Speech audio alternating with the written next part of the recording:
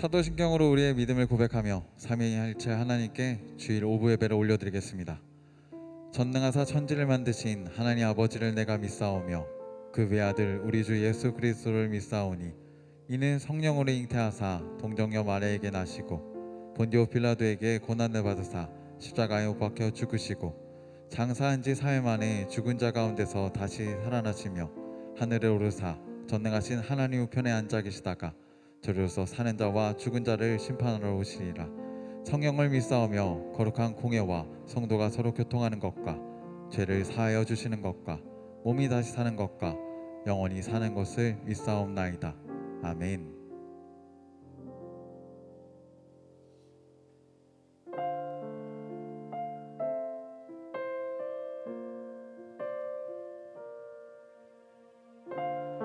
우리 모두 자리에서 일어나셔서 우리 마음을 주님께 올려드리겠습니다.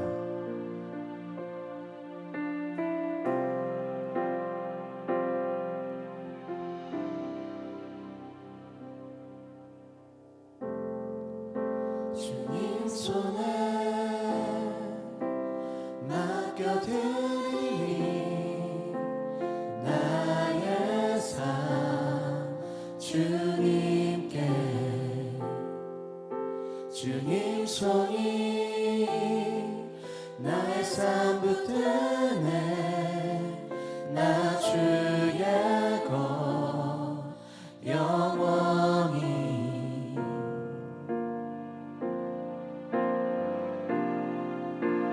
내가 믿는 분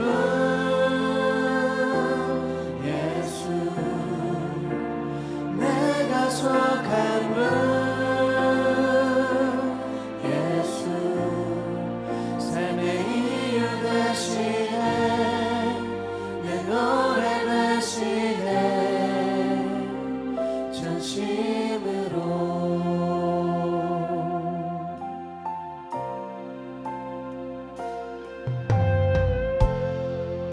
주와 함께 걸어가리라 모든 길을 주시래 주 뜻 안에 나 살아가리 주의 약속은 영원해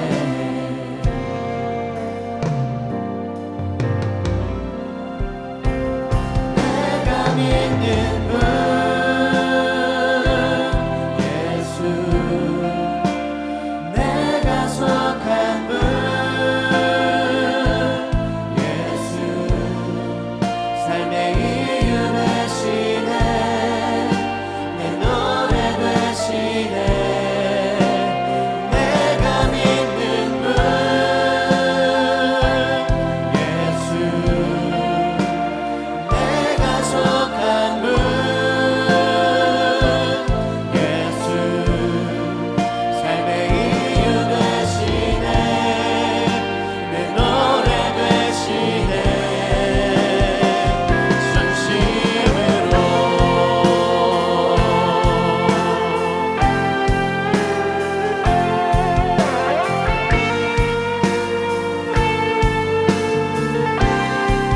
주를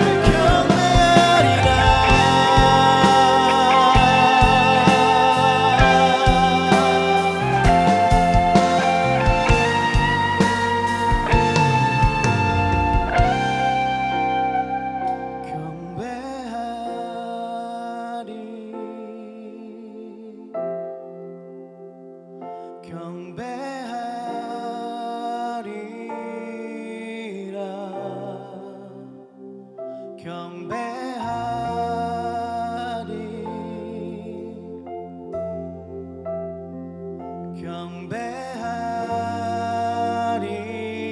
경배하리라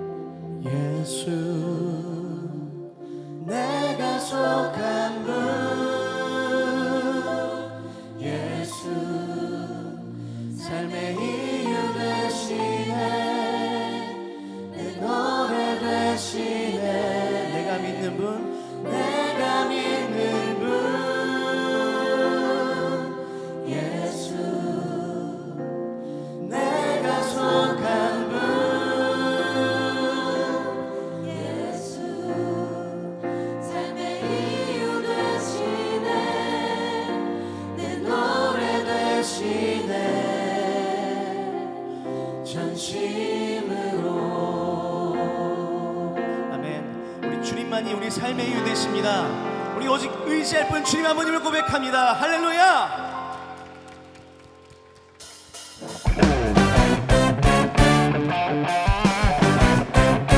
바로 지금 이곳이 성령 임재하시는 성령의 교회임을 고백하며 우리 기쁨으로 찬양하러 나아갑시다. 성령님이 임하시면 능력이 나타나 모든 것이 일어날 수 있게 되죠. 참 선한 것이 선한 것이 여기 일어나네. 어두움을 물리치는 빛이 있네. 능력 힘입어 난 두렵지 않네. 참 선한 것이 선한 것이 여기 일어나네. 성령의 성령의 불타는 교회 성령의 불꽃 임하네.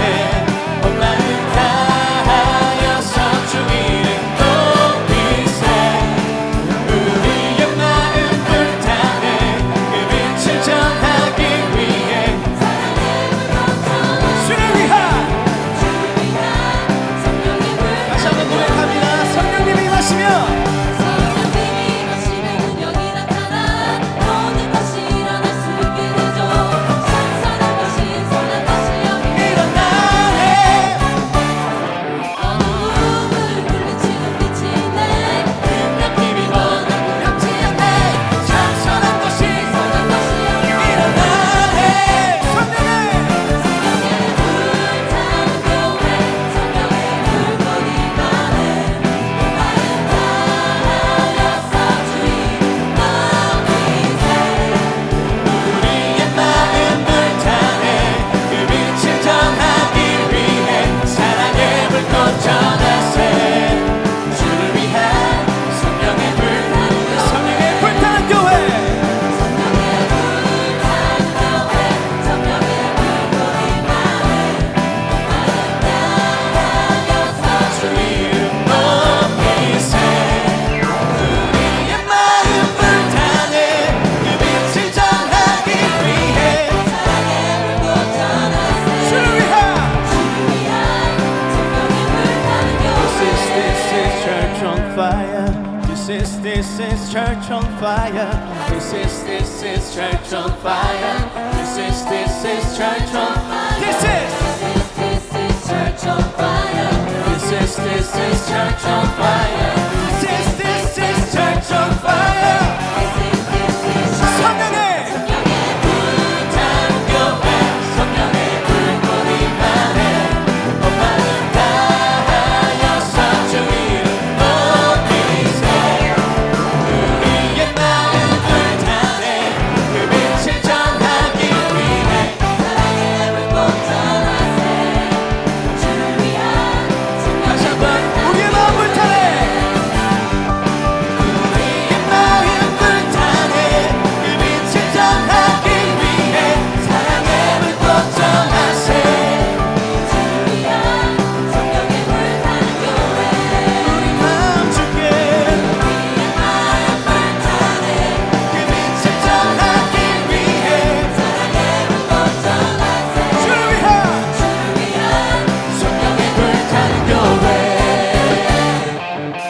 Church, church on fire. Church on fire. Church, Church on fire. church, church on fire. Church, Church on fire. church. 한번 더 church, church on fire. 할렐루야. 바로 이것이 우리 마음이 성령이 많은 교회됨을 전파하며 나아갑니다. 할렐루야.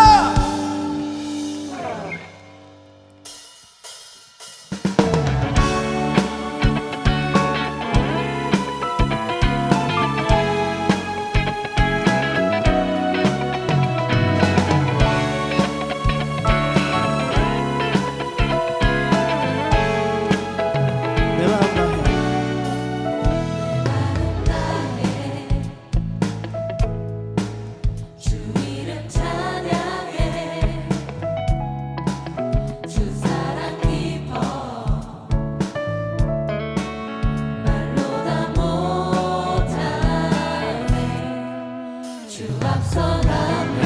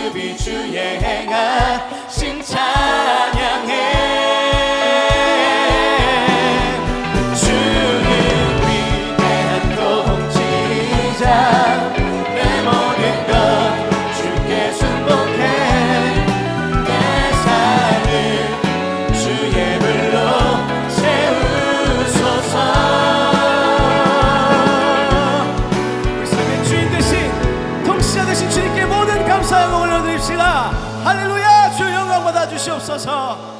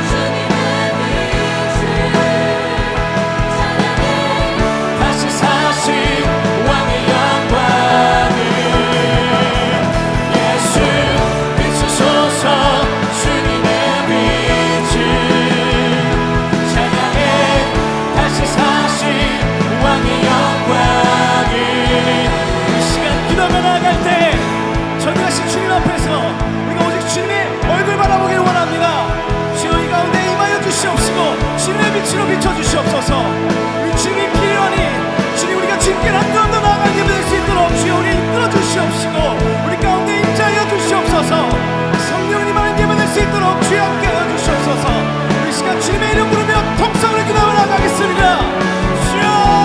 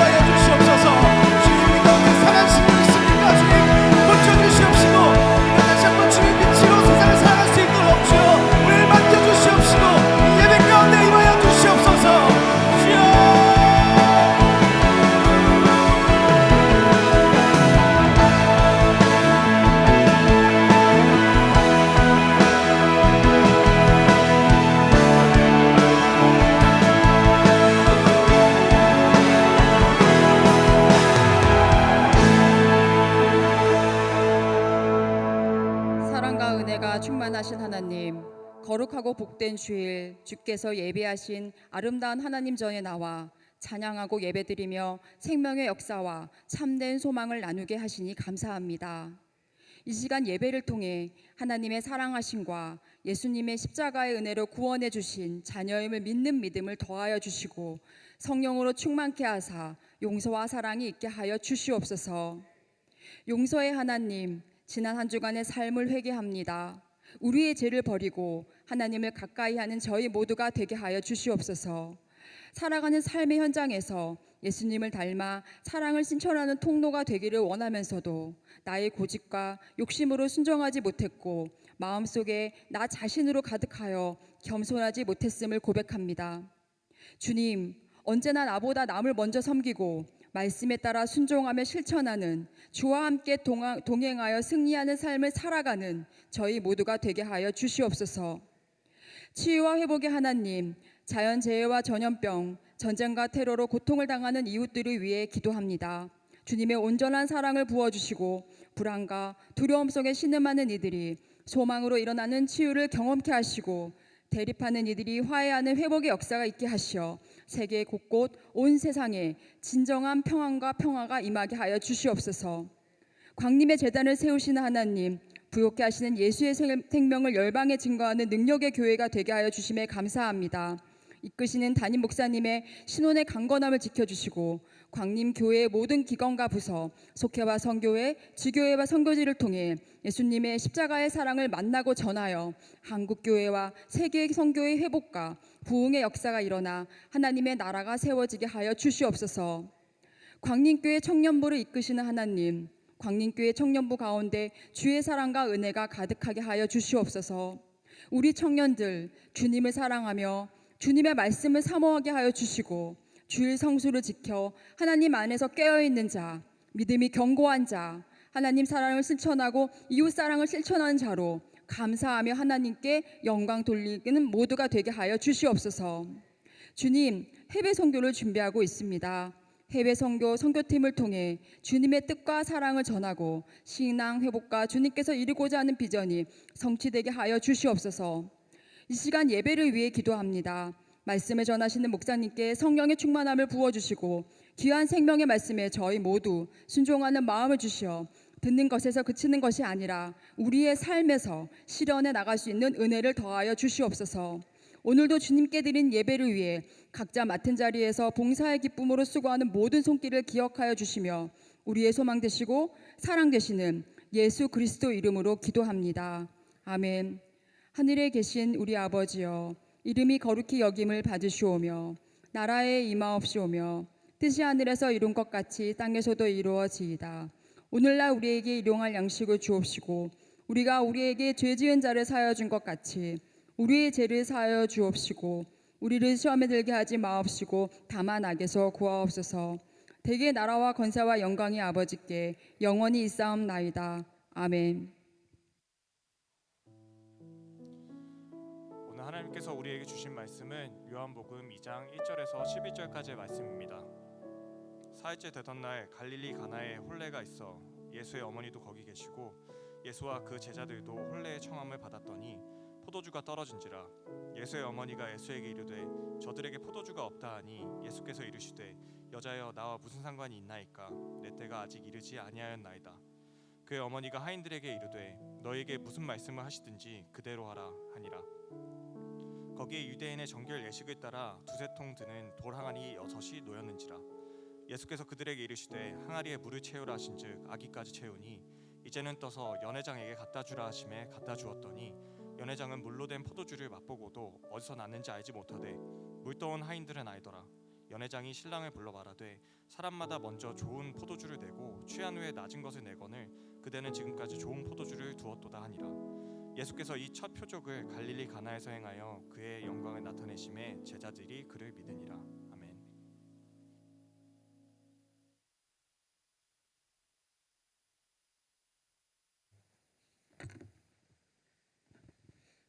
할렐루야. 하나님의 은혜와 평강이 오늘 이곳에 오신 모든 성도님들과 청년들 위해 충만하시기를 주님의 이름으로 축원합니다. 광림교회 청년 공동체 담당 목사로 목회한 지 만 4년이 되었습니다. 지난 한 주 동안 그 기도를 주 앞에 드렸습니다. 하나님께서 저를 이곳에 보내신 이유는 무엇입니까? 제가 이곳에서 무엇을 하기를 원하십니까? 라는 질문이었습니다.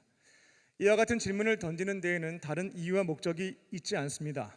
이방인들과 타종교를 다니시는 분들은 내 소원과 야망과 욕망을 달성하기 위해서 기도라고 하는 도구를 활용하지만 우리 그리스도인들은 나를 향한, 우리 공동체를 향한 하나님의 뜻이 무엇일까? 그것을 묻고 찾기 위해서 기도하기에 그 질문에 대한 답을 찾고자 하나님께 여쭈어 보았습니다. 감리교에 약 1만 명의 목회자가 있습니다. 목사님들 많죠. 그 10,000명 중에 한 명으로 하나님께서 저를 택하셔서 이 공동체에 보내셨는데 그 이유가 무엇일까? 다른 목회자들이 할 수 없는 나만이 할 수 있는 사명이 이 공동체 안에 있을 텐데 그것은 무엇일까? 이 기도에 대한 응답은 전수였습니다. 전수, 신앙 전수입니다. 0세부터 20세까지 저는 평신도로 살았습니다. 그리고 20세부터 40세까지 한 주 쉬지 않고 20년간 목회자로 살아왔습니다. 이제 그렇게 하나님을 믿고 살아온 지 40년 차가 되었습니다. 비록 중간에 믿음이 크게 흔들린 적도 있습니다. 방황한 날들도 있습니다. 하나님을 부정했던 시기도 있었습니다. 그래도 지난 세월 하나님에 대한 믿음을 끝까지 버리지는 않고 포기하지 않으며 살아가게 되었을 때 놀랍게도 하나님 안에서 형통한 인생을 살 수가 있었습니다. 그리고 이제는 어떻게 하면 주 안에서, 즉 하나님 안에서 형통하게 살아갈 수 있는지 영적인 원리가 하나 둘 정리가 되기 시작합니다. 그래서 저는 하나님께서 이 공동체에 저를 보내신 이유가 무엇일까 이렇게 발견했습니다. 이곳에 계신 청년들과 형제님, 자매님에게 하나님 안에서 형통하게 살아갈 수 있는 영적인 원리를 전수하는 것, 그것이 제가 여기에 있는 이유이자 사명이라는 응답을 받았습니다. 그래서 이곳에 계신 성도님들에게 첫 번째 영적인 원리로 강력하게 말씀을 드리는 것이 주일 성수입니다. 주일을 기억하여 거룩하게 지키는 것입니다. 부모님으로부터 신앙된 주일 성수의 신앙이 저에게 전수가 되었고 이제 40년 동안 제 인생의 실험과 관찰을 통해서 나름대로의 결론이 도출되었습니다. 내가 하나님 안에서 형통한 삶을 살아가려면 가장 기초와 기본이 되는 것이 이 일요일을 주일로 인정하고 거룩하게 지키는 것, 예배를 통해서 하나님께 사랑을 실천하고 내 곁에 있는 이웃들에게 사랑을 나누는 속해 참여하는 것, 그렇게 좀 정리가 됐습니다. 저는 이 귀한 신앙의 유산을 사랑하는 아내와 자녀들에게 전수할 것이고 지금 이곳에 계신 하나님의 뜻대로 행하는 사람들이 나의 형제요, 자매요, 어머니요, 아버지요 라고 주님께서 말씀해 주셨는데요, 이곳에 계신 나의 형제, 자매, 어머니, 아버지, 동생들에게 다양한 방식으로 올해 12월까지 전수하려고 합니다. 이후에 천국 가면 다 만나겠죠. 그때 이런 인사를 나누었으면 합니다. 목사님께서 이 공동체에 계시는 동안 귀에 못이 박히도록 조금 더 자극적으로 말씀을 드리면 귀에서 피가 날 정도로 주의 성수에 대한 말씀을 잔소리처럼 들어왔는데, 감사하게도 그때부터 주의 성수의 신앙을 지켜왔고 그렇게 일평생을 살았더니 목사님이 선포하신 대로 저는 하나님 안에서 형통한 인생을 살고 천국에 오게 됐습니다. 이 인사를 꼭 나누고 싶습니다. 2023년 이제 주일이 15번 남아 있습니다. 남은 기간 동안 주일을 성수하시고 내가 지킨 그 주일이 내 삶을 형통하게 하는 은총을 경험하는 저와 여러분 되시기를 주님의 이름으로 축원합니다. 오늘은 요한복음의 말씀을 통해서 특별히 가나의 혼인잔치에서 물을 포도주로 바꾸신 예수님의 첫 번째 표적 사건을 통해 세 가지 영적인 교훈을 나누고자 합니다. 첫 번째로 하나님과의 관계를 회복시키십니다. 우리가 예수님을 만나게 되면 그분은 깨어졌던 하나님과의 관계를 아름답게 회복시켜 주시는 분이라는 것입니다. 요한복음을 보게 되면 첫 번째 시작이 어디서 본 것 같다라고 하는 것을 확인하게 되실 겁니다. 성경책이 있는 분들은 성경책을 펴서, 혹은 어플이 있는 분들은 어플로 보면서 말씀을 들으시면 좋겠네요. 요한복음 1장 1절을 보게 되면 태초에로부터 시작됩니다. 태초에 말씀이 있었다.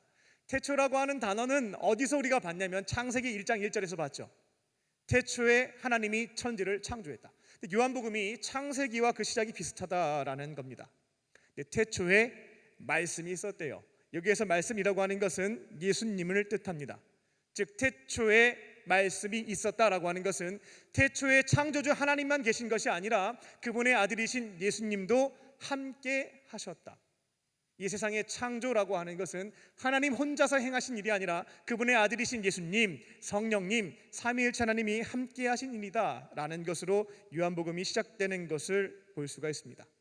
삼위일체 하나님이 보시기에 아름답게, 보시기에 너무나 아름답게 세상을 만드셨지만 그 이후로 바로 문제가 발생하게 되죠. 그 세상이 파괴가 된 겁니다. 누가 망가뜨렸냐면 하나님의 형상대로 지음받은 인간이 파괴시키기 시작합니다. 하나님을 거절하고 스스로 신이 되어서 제멋대로 살면서 창조하신 세계를 파괴하기 시작합니다. 죄로 물든 인간들이 창조 세계를 망가뜨린 것입니다. 그와 같이 죄를 선택했던 인간들의 삶의 결과는 하나님께서 아름답게 만드신 에덴 동산에서의 추방이었고, 그 이후 거룩하신 하나님과 원래 인간은 같이 사는 거였거든요. 동행하는 거였습니다. 근데 관계가 깨어짐으로 하나님과의 관계가 단절되게 된 겁니다. 아름다운 세상에, 빛이 생겨난 이 세상에 다시금 어두움이 임하게 된 것입니다. 요한복음 1장을 보게 되면 그 내용이 쭉 나오는 거예요. 그리고 어느덧 세월이 흘렀습니다. 사랑이 많으신 하나님은 이처럼 파괴된 세상을 다시 한번 회복시키시고자 재창조하시기 위해서 사랑하는 아들 독생자 예수님을, 빛이신 그분을 어둠을 물리치고자 이 땅을 회복시키기 위해서 보내시게 됩니다. 요한복음 1장 15절입니다.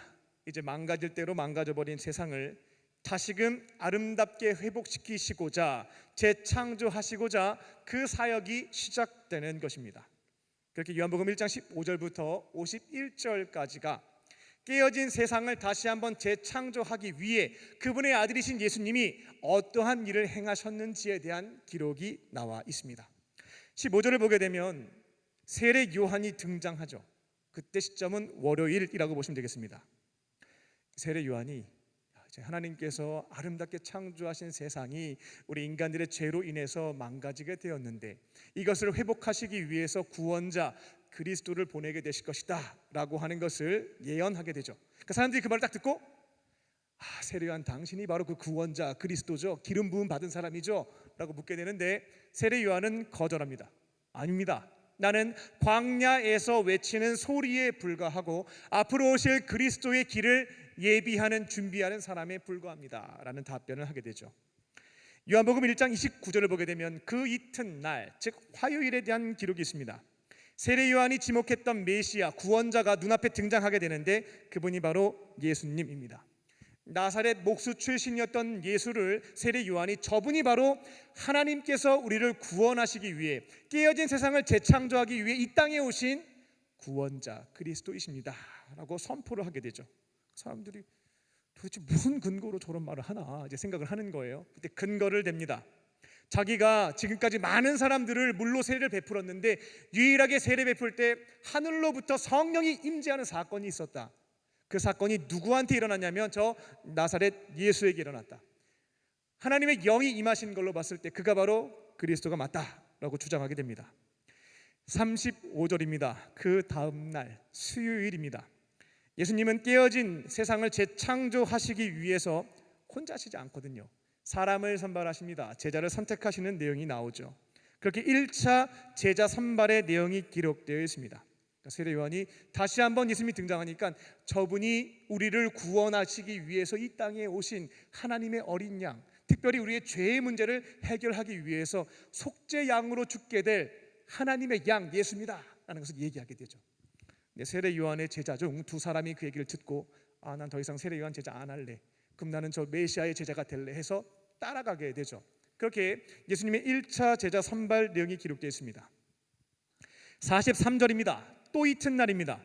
목요일이 되었죠. 예수님의 2차 제자 선발이 나옵니다. 재창조 사역을 위해서 함께 일할 사람을 이번 직접 선택하시게 되는데 빌립에게 나를 따라와라. 따라갔어요. 빌립이 나다나엘에게 내가 메시아를 만났으니까 당신도 같이 가보자 전도해서 빌립과 나다나엘이 예수님의 제자가 되는 내용이 기록되어 있습니다.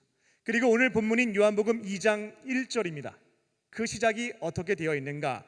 사흘째 되는 날로부터 출발됩니다. 사흘째 되는 날.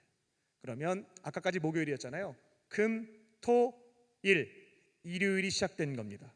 예수님은 그렇게 6일 동안 재창조 사역을 하기 위한 준비를 하셨고 7일째 되는 날, 그날에 재창조 사역을 첫 번째 표적을 통해서 출발하신 것을 볼 수가 있어요. 마치 하나님이 아름다운 세상을 이 땅에 만드실 때 6일간 노력을 하십니다.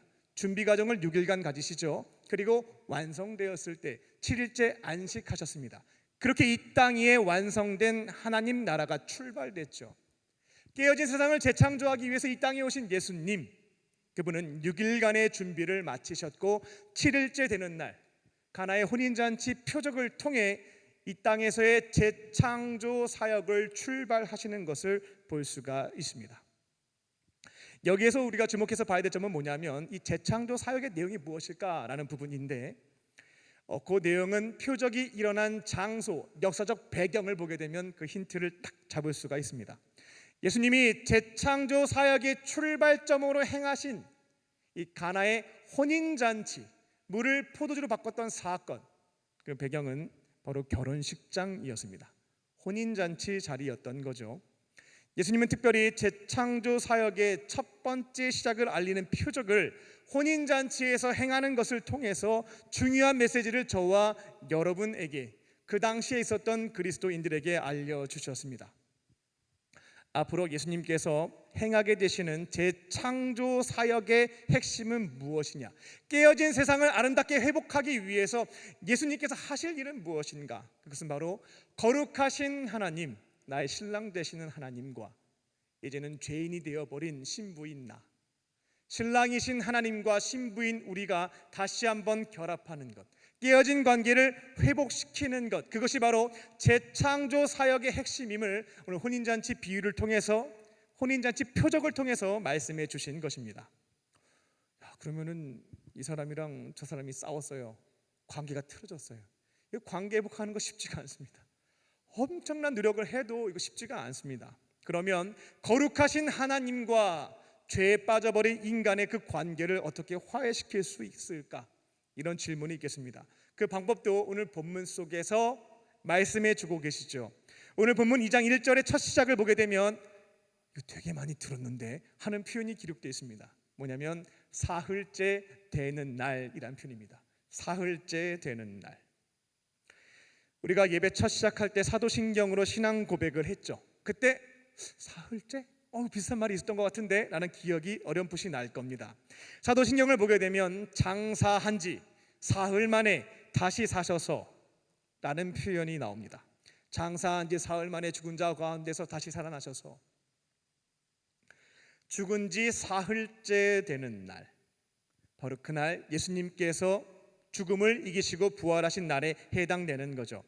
그래서 초대교회에 있어서는 사흘째 되는 날이라고 하는 표현은 어떤 것이 연상됐냐면 예수님이 죽으시고 부활하신 것, 그것을 상징하는 표현이 사흘째 되는 날이었습니다.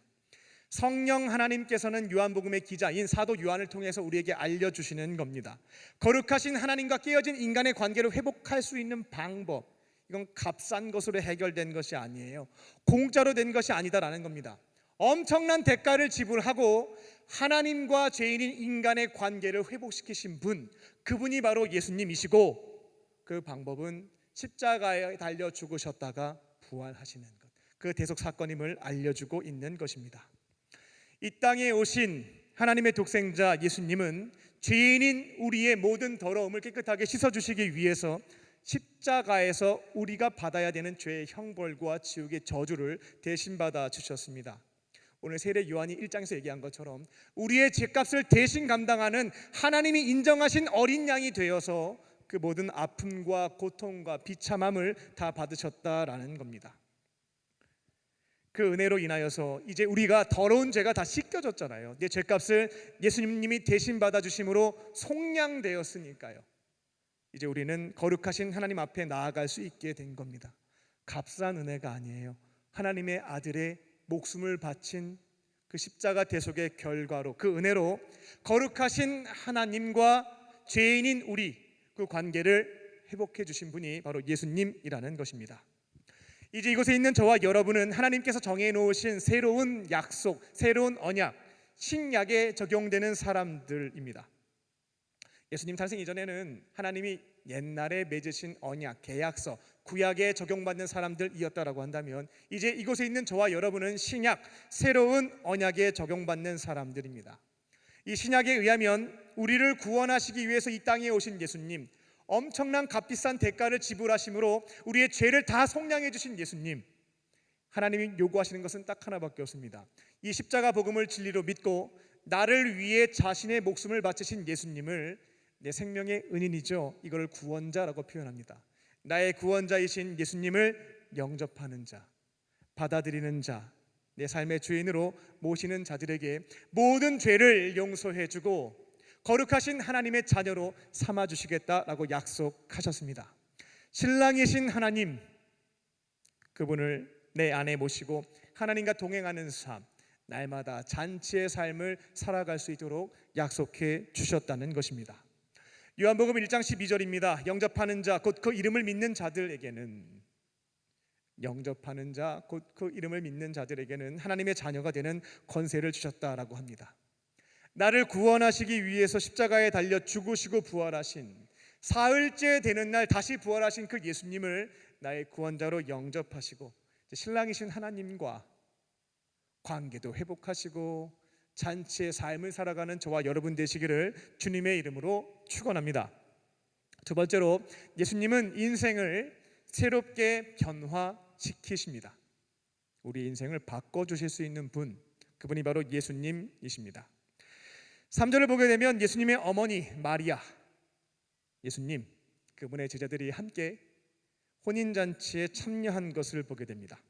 아마도 마리아의 가까운 사람이거나 친척 중에 결혼을 한 것 같습니다. 그러니까 마리아가 일주일 동안 열심히 그 일손이 되어 도와주고, 또 포도주가 떨어지는 문제가 발생되었을 때 적극적으로 개입해서 뭔가 도와주려고 한 것을 볼 수가 있습니다. 3절입니다. 그런데 결혼식에 문제가 생겼습니다. 이 중요한 잔칫날에 포도주가 다 떨어진 겁니다. 과거 우리 얘기를 하자면 막걸리가 떨어진 거죠. 잔칫날 우리 흥겹게 해주는. 당시 랍비들이 한 말 중에 이런 기록이 있습니다. 포도주가 없으면 기쁨이 없다. 우리 인생에 포도주가 없으면 기쁨이 없어요. 가장 기뻐해야 되는 잔칫날에 이 첫째 날이 됐는데 포도주가 다 떨어져 버린 것입니다. 이 포도주는 잔치의 필수품이었는데 큰 문제가 발생했습니다. 이런 상황에서 마리아는 예수님께 도움을 요청하게 되죠. 아직 요한복음 이전 내용을 보게 되면 예수님이 내가 하나님의 아들로서 이 땅에서 공생애를 시작하겠다라는 선포와 신적인 지혜의 어떤 말씀의 가르침과 신적인 능력을 통해 기적을 행하는 것이 아무것도 없습니다. 아직 하나님의 아들로서의 공생애를 출발하지 않은 시점이었거든요. 근데 마리아가 이제 어머니니까 좀 눈치를 채고 있었던 것 같아요. 내 아들 예수에게는 신적인 능력과 지혜가 있다는 사실을 알고 있었던 것으로 보입니다. 그러니까 포도주가 없는 상태에서 예수님은 저기 포도주 만드는 장인이 아니에요. 또 와인 파시는 분도 아니었습니다. 목수였거든요. 목수였는데 예수님에게 가서 포도주 문제를 해결해 달라고 요청을 드렸던 겁니다. 불가능한 상황을 가능케 할 수 있는 신적인 능력이 예수에게 있다라는 믿음이 있었던 거죠. 근데 4절을 보게 되면 예수님은 냉정하게도 아직 제 때가 이르지 않았습니다 라고 답변하시면서 거절하시게 되죠. 하지만 결국 어머니의 요청을 거절하지 않고 외면하지 않고 물을 넣고 포도주로 바꾸는 것으로 이 불가능한 상황을 가능케 하시는 기적을 행하시게 됩니다. 6절입니다. 예수님은 이 문제를 해결하기 위해서 가장 먼저 주목했던 것은 빈 항아리였습니다. 아무것도 담겨 있지 않은 빈 항아리였죠. 그리고 그 항아리에는 원래 정결 예식을 위해서 물이 담겨져 있었던 항아리였음을 6절을 통해서 알 수가 있습니다. 지금 저희는 이제 뭐 아스팔트도 깔려 있고 뭐 잔디도 있고 하니까 이렇게 먼지가 많이 일어나지 않는데, 고대 팔레스타인 지역에는 광야잖아요. 늘 먼지가 많았기 때문에 밖에서 들어오게 되면은 그 물로, 항아리에 담겨 있는 그 물로 손도 씻고 음식을 먹기 전에 또 그 물로 또 깨끗하게 씻기도 하고, 또 유대인들에게 있어서는 바깥에 나갔다가 내가 부지에 모르고 누군가가 접촉을 했는데 그게 부정한 것을 만졌을 수도 있는 거거든요. 손을 꼭 씻었습니다. 그래야 내 안에 있는 죄가, 부정이 깨끗하게 씻긴다라고 하는 믿음도 가지고 있었던 거죠. 예수님께서는 이처럼 포도주의 문제를 해결하시기 위해서 빈 항아리를 주목하셨고 거기에 물부터 채우라고 말씀을 하십니다. 그리고 그 물을 포도주로 바꾸시는 것으로 문제를 해결하게 되시는 거죠.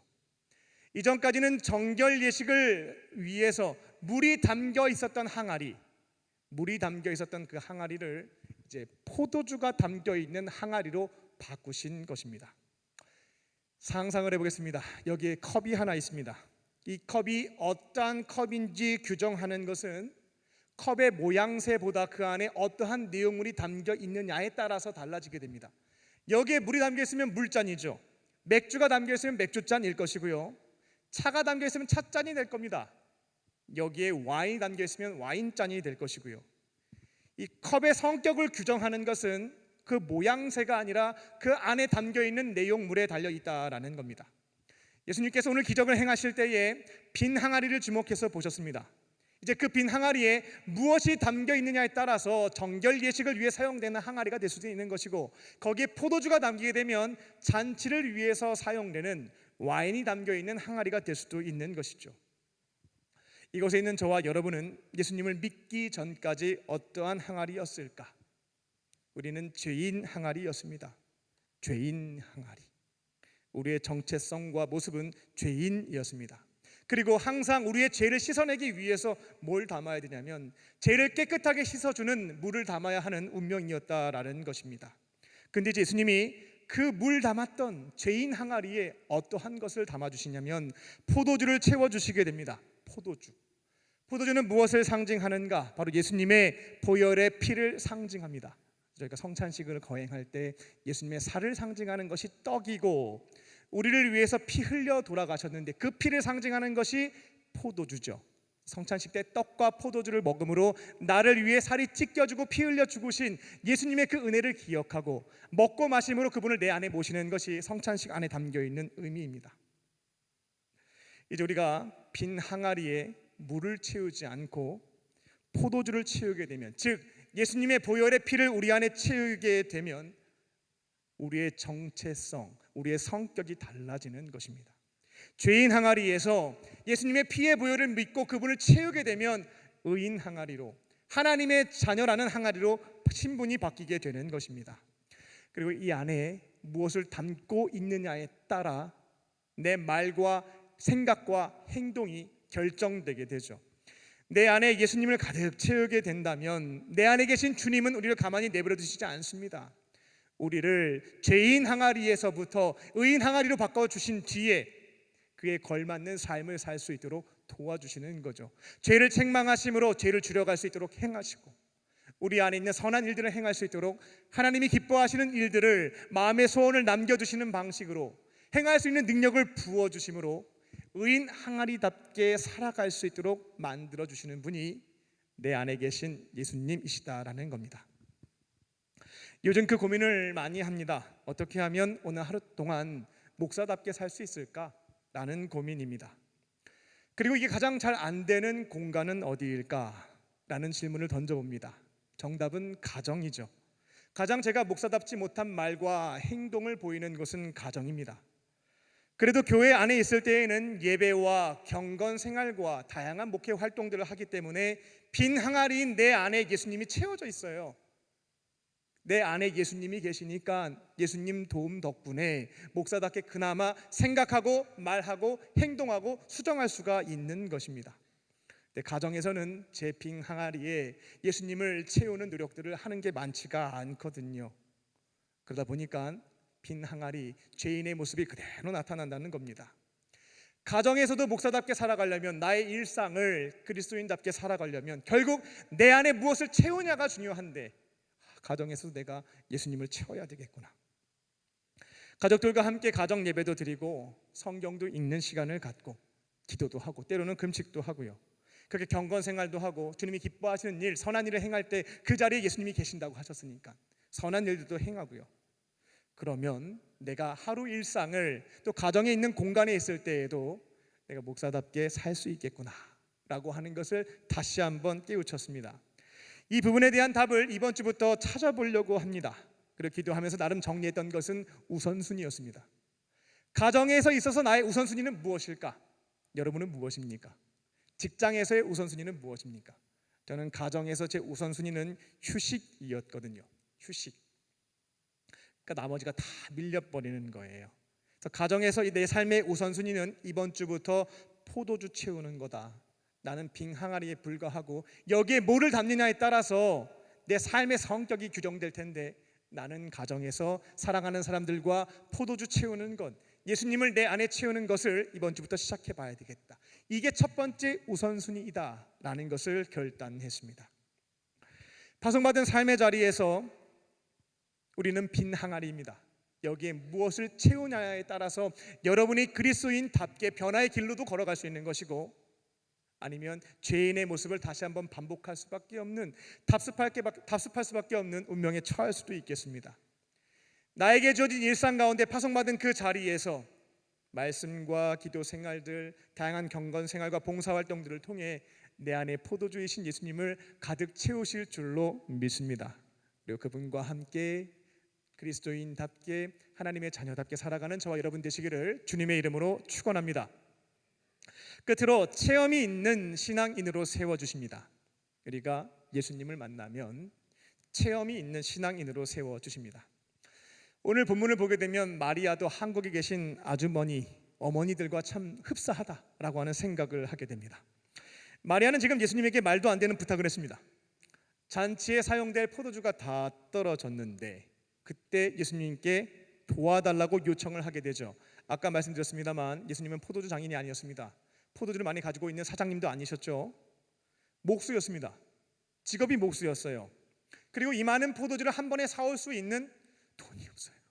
예수님과 제자들은 하루 먹을 양식을 고민했던 사람들이었습니다. 그리고 돈이 있다 하더라도 그 많은 양의 포도주를 한 번에 사오는 것도 불가능했습니다.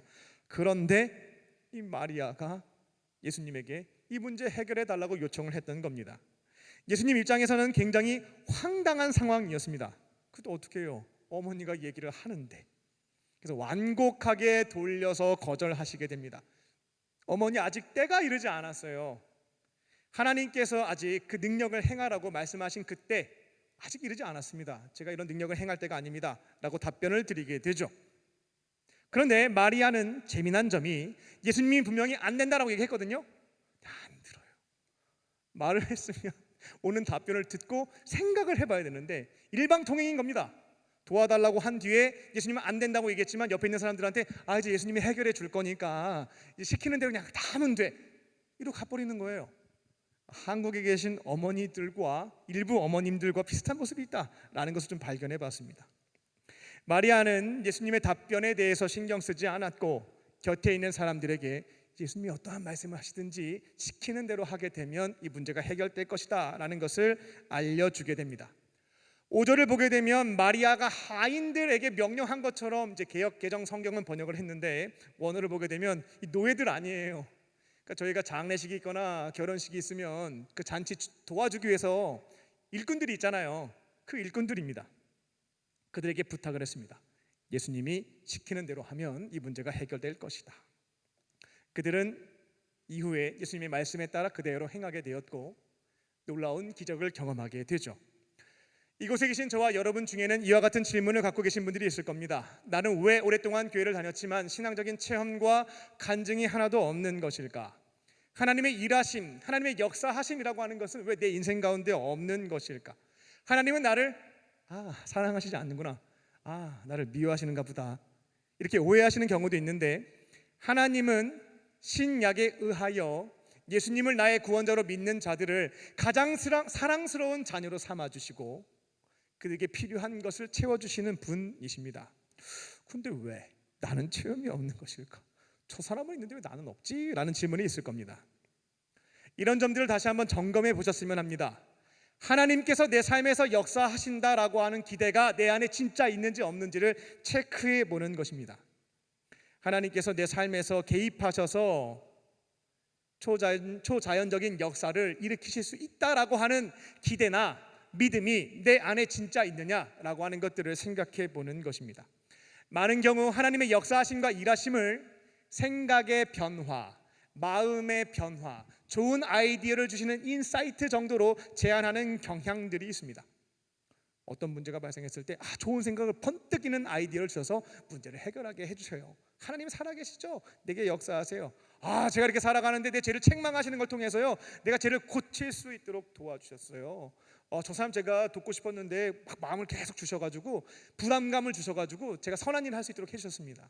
이처럼 하나님께서 내 삶에서 역사하실 수 있는 것은 인사이트와 마음과 생각의 변화 정도로만 제한하면서 하나님을 믿고 계신 분들이 있다라는 거죠. 이렇게 강력하게 얘기하는 것은 제가 이제 거기에 그 부류에 해당되는 사람이었기 때문에 그렇습니다. 그런데 성경을 읽어보게 되면 하나님은 전능하신 분이라고 스스로를 소개하고 계십니다. 창세기 17장 1절을 보게 되면 아브라함에게 내가 어떠한 존재인지 알려주시게 되죠. 나는 전능한 자다. 그러니까 사람들의 신앙 고백이 아니고요, 계시예요. 하나님이 직접 내가 어떠한 존재인지를 밝혀주신 겁니다. 엘샤다이, 나는 전능, 모든 것을 다 할 수 있는 존재다라고 하는 것을 아브라함에게 알려주셨죠. 찾아낸 것이 아니라 계시한 것이다라는 겁니다. 그러면 우리가 믿는 하나님이라고 하는 것은 제한된 영역에서부터 활동하시는 나보다 조금 더 큰 능력을 가지고 계신 분이 아니고요, 엘샤다이, 전능하신, 모든 것을 다 행하실 수 있다, 그런 분이심을 여러분들이 기억하시고 믿으셔야 되겠습니다. 그 믿음과 기대를 가지고 내 인생에 불가능한 문제가 발생하게 되면 누구를 찾는 거냐면 하나님을 찾는 겁니다. 그 하나님을 찾게 되었을 때 그분의 역사하심을 경험하게 되는 줄 믿습니다. 근데 기대도 없고요, 찾지도 않으면 그 영역에서 일하심을 경험할 수가 없겠습니다. 그리고 두 번째가 되게 중요한데요, 내가 이렇게 하나님을 찾았어요. 그 기대와 믿음을 가지고 요청을 했습니다. 그런데 우리가 이전 신앙생활을 하면서 경험했던 일이죠. 아무 일도 일어나지 않습니다. 나는 믿었고 나는 기대했어요. 근데 아무런 일도 일어나지 않습니다. 하루 이틀 1년 됐는데 아직도 아무 일도 없어요. 그러면 우리가 실족하게 되죠. 하나님은 내 기도 안 들어주시는구나, 역시 나를 비호하시는구나, 차별하시는구나, 별의별 생각 다 하게 됩니다. 그때 어떠한 것을 하셔야 되겠냐면 이제 물어볼 시점이 된 겁니다. 하나님께 물어보세요. 이 문제가 해결되기 위해서 제가 해야 되는 역할은 무엇입니까? 라는 질문을 던지실 때가 온 겁니다. 그러면 하나님께서는 그 질문을 포기하지 않는 자에게 다양한 형태로 응답해 주십니다. 이 불가능을 가능케 하기 위해서는 너에게 이러한 헌신이 요구된다라고 하는 말씀을 주신다라는 겁니다. 오늘 마리아의 말을 듣고 그곳에 있었던 일꾼들은 예수님의 말씀에 헌신하게 됩니다. 이상한 지시에 따르게 됐죠. 빈 항아리에 물을 넣으라고 하는데 제가 계산하는 거 좋아하니까요, 보니까 항아리가 작은 게 아니었어요. 큰 항아리였어요.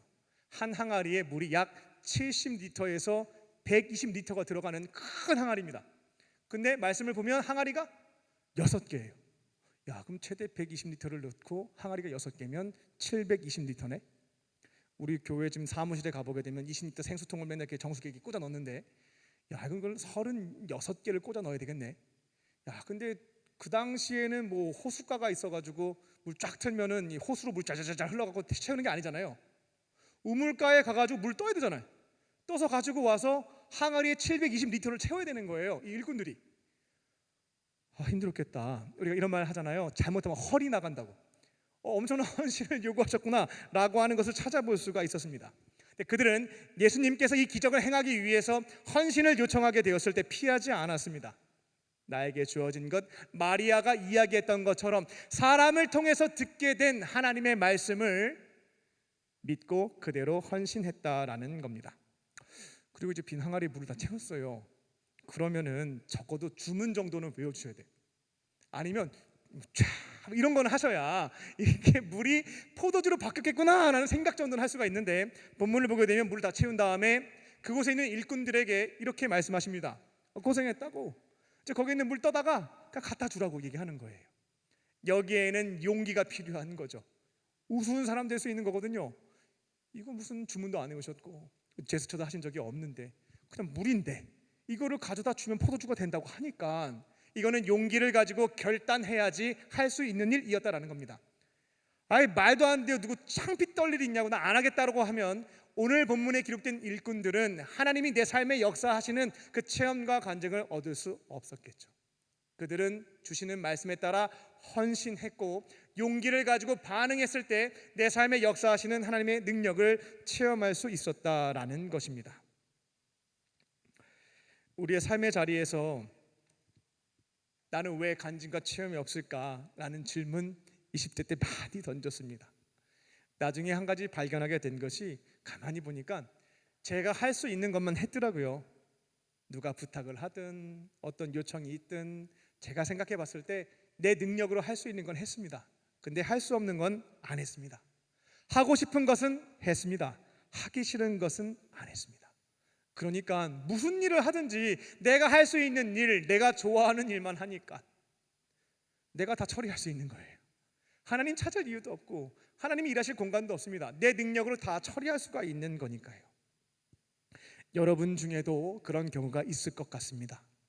내 능력, 내가 하고 싶은 일 안에만 내가 머물게 되면 내 안에서 역사하시는 하나님의 일하심과 간증과 체험은 아무리 오랫동안 교회를 다녀도 경험하기 힘들다라는 것입니다.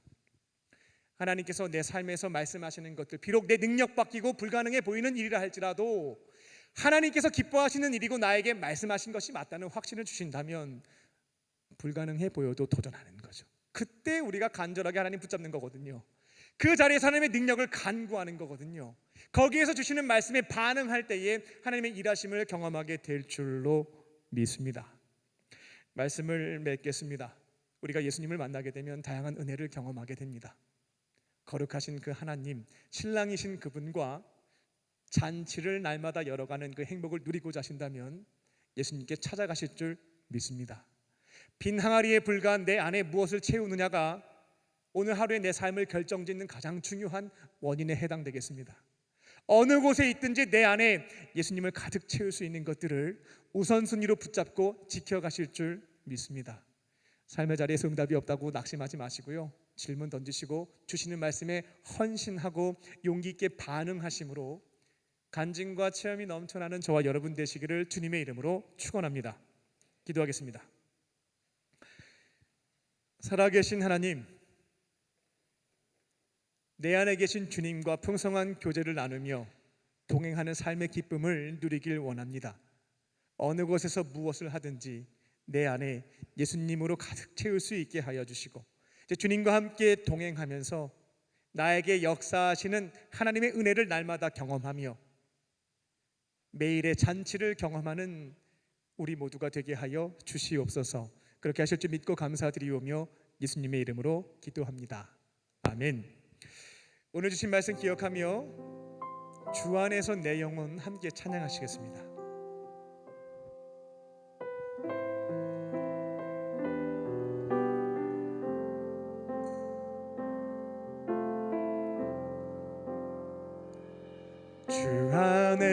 주께서 내 영혼 다시 태어나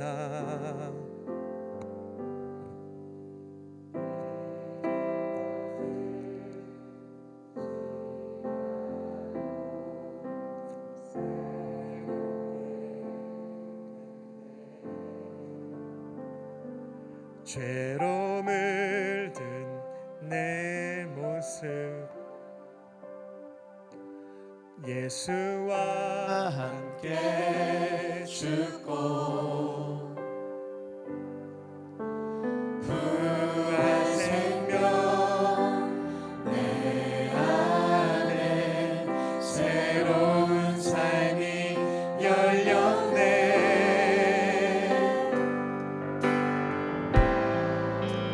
너희가 나를 택한 것이 아니요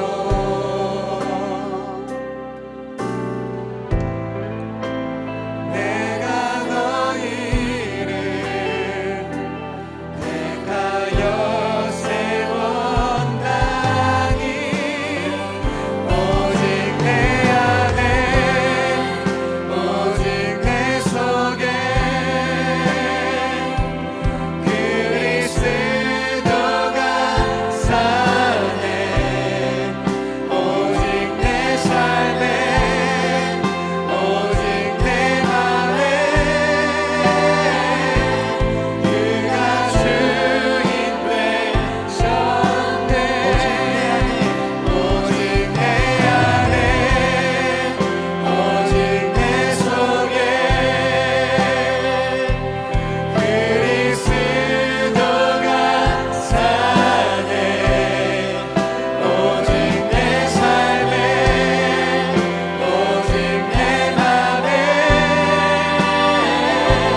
그가 주인 되셨네.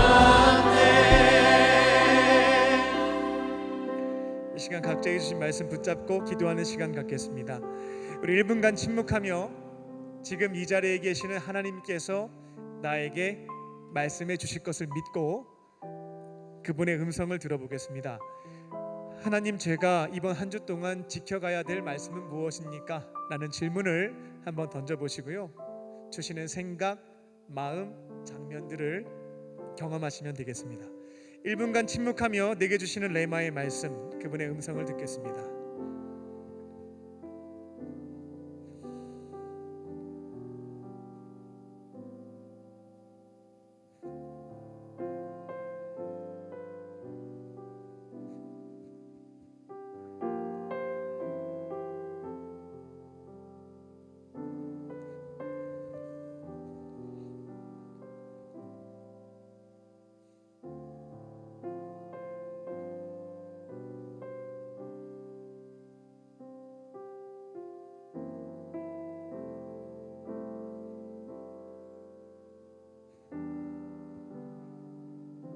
각자에게 주신 말씀 붙잡고 기도하겠습니다.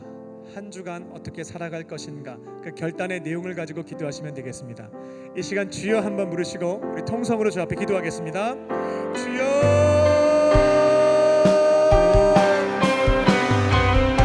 살아계신 아버지 하나님, 죄인 항아리에 불과했던 저를 하나님의 자녀라, 의로운 항아리라 인정해 주셨습니다. 하지만 제 안에 여전히 주님을 채우지 않으면 과거의 못난 그 모습들이 여실히 드러나는 것들을 경험하게 됩니다. 어느 곳에서 무엇을 하든지 목사답게 그리스도인답게 살아갈 수 있도록 내 안에 주님을 채우는 시간들을 우선적으로 지켜갈 수 있는 한 주의 삶이 되게 하여 주시옵소서.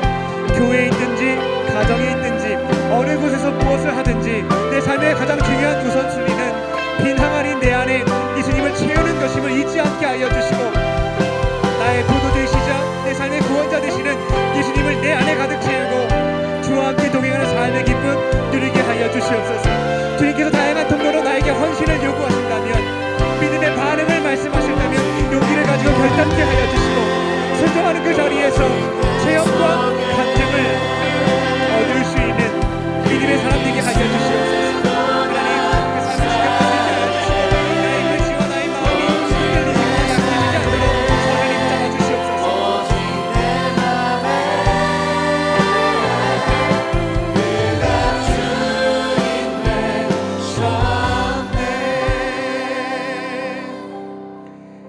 살아계신 아버지 하나님,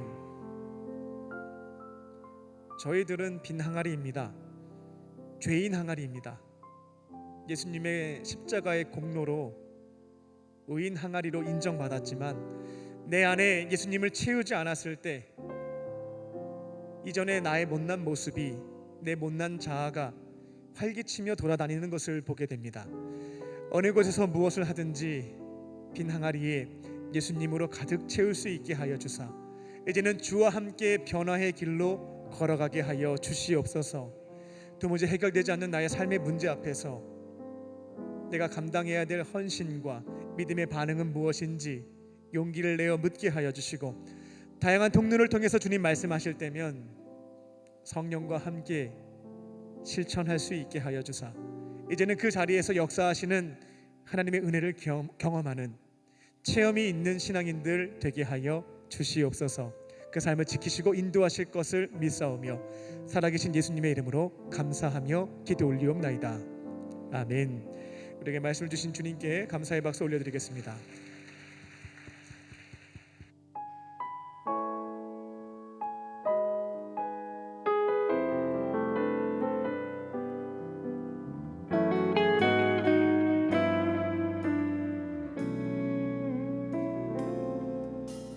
주님 앞에 간구했었던 한 가지 그것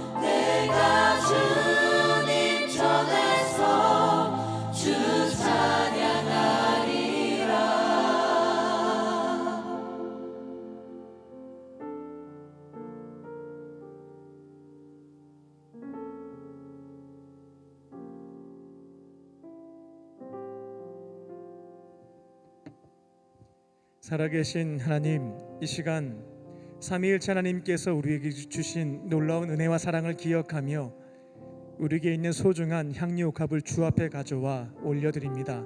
주님 기쁘게 받아주시고 주님의 나라와 그 영광 위하여 사용하여 주시옵소서. 주님 사랑하는 마음으로 예물을 드린 손길을 기억하여 주사 경제적으로 어렵지 않게 하여 주시고 넉넉함으로 채워주사 하나님의 교회와 어려운 이웃을 섬기는 축복의 통로로 살게 하여 주시옵소서. 드리지 못한 자들의 마음을 위로하여 주시고 하나님께서 기뻐하시는 삶을 통하여 기쁨의 예물 드리게 하여 주시옵소서. 이 시간 마음의 상처와 육체의 질병, 영적인 문제를 가지고 주 앞에 나온 자들을 위하여 중보합니다. 은과 금은 내게 없으나 내게 있는 것 내게 주노니 곧 나사렛 예수의 이름으로 모든 질병은 떠나갈지어다. 성령께서 친히 안수하여 주시고 기름 부어 주사 모든 아픔에서부터 치유받게 하여 주시고 온전한 회복을 경험케 하여 주사 살아계신 하나님께서 내 삶의 역사하심을 하나님을 믿지 않는 자들에게 증언할 수 있는 축복의 통로로 쓰임받게 하여 주시옵소서. 이제 주의 말씀 붙잡고 세상으로 나아갑니다. 나는 빈 항아리임을 언제나 인정하며 주님으로 내 안에 가득 채울 수 있게 하여 주시고 예수님과 함께 승리하는 우리 모두가 되게 하여 주시옵소서. 그렇게 하실 줄 믿고 감사드리오며 예수님의 이름으로 기도하옵나이다. 아멘. 할렐루야. 하나님은 당신을 사랑하십니다. 서로에게 고백하며 인사를 나누겠습니다. 하나님은 당신을 사랑하십니다. 하나님은 당신을 사랑하십니다. 광림 코이노니아입니다. 가을학기 LTS가 9월 13일부터 10월 13일까지 접수를 받고요.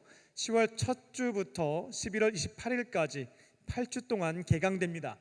총 10개의 과목이 있으니까요. 보시고 신청하셔서 믿음이 성장하는 기쁨을 누리시기 바랍니다. 한 개인의 믿음이 성장하려면 지, 정, 의가 균형감 있게 충족이 돼야 되겠습니다. 한쪽으로 치중하게 되면 문제가 발생합니다. 우리 청년 공동체에서 지적인 부분을 지식을 통해서 하나님을 알아가는 것을 충족하려면 봄학기, 가을학기 LTS를 들으셔야 되겠고 정적인 영역, 감정적인 부분이죠. 하나님과 교제를 나누면서 때로는 위로도 받고 소망도 얻을 수 있는 이거는 모교 쉐키나 워십을 통해서 기도의 자리에서 정적인 영역을 채우셔야 되겠습니다. 의에 해당되는 건 실천에 대한 부분이죠. 주일날 선포된 메시지가 한 주간 여러분들이 살아가면서 결단하고 실천해야 되는 삶의 내용에 해당됩니다. 이 주일 오부 예배 때 선포된 말씀을 지켜가는 것으로 의를 충족해 나가면 지, 정, 의 한 사람의 믿음이 균형감 있게 성장하기 시작합니다. 꼭 기억하시고요. 이번 기회에 신청하셔서 믿음의 진보와 성장을 경험하시기 바랍니다. 오늘 저녁 8시 40분에 네팔과 일본 선교 파송 기도회가 있습니다. 함께 오셔서 이번에 파송받는 자들 위해서 축복해 주시고요. 또 보내는 선교사로서 기도로 이 선교에 동참하는 여러분들 되시기 바랍니다. 이제 다 함께 자리에서 일어나서 우리 주신 말씀 기억하며 파송의 찬양 주 앞에 드리겠습니다.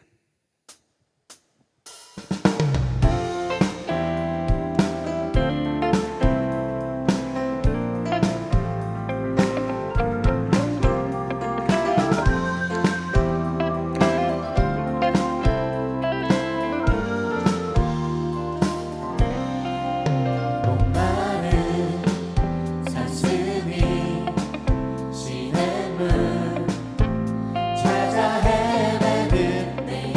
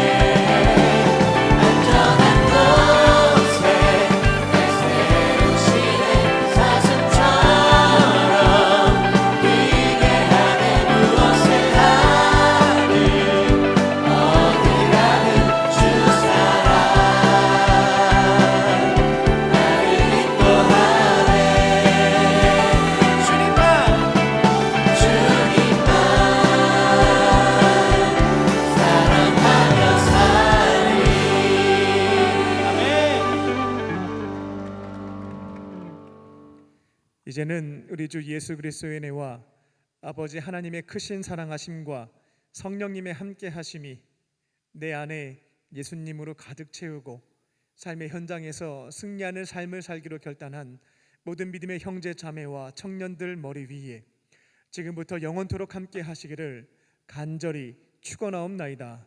아멘.